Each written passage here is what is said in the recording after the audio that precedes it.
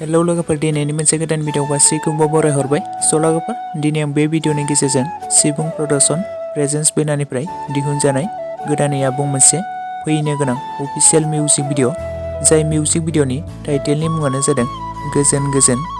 बे music video गाहायै फावखौ खालामदों रिंकि ब्रह्म, बुकुल नार्जारी, मेथाइखौ रोजाबदों पुष्पा रानी, अमरजित, लाइरिक्स टुनखौ होदों रिंकि ब्रह्म बिथाङानो, डिअपि डाइरेक्टरखौ खालामदों बकुल ज्योति डली, मुवायाव दङ मिजिं इस्लारि।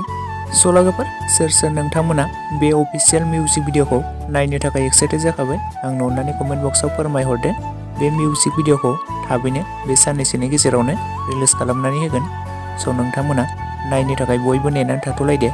बे मिउजिक भिडिअनि अफिसियेल टिजार भिडिअखौथ' मैयानो रिलिज खालामनानै होखाबाय। बेनि फुल अफिसियेल मिउजिक भिडिअखौ नायनो थाखाय बयबो नेनानै थाथ'लायदो। लोगोफोर, लोगोसे आंनि दासिमनि भिडिअ आपडेटआ बेखिनियावनो।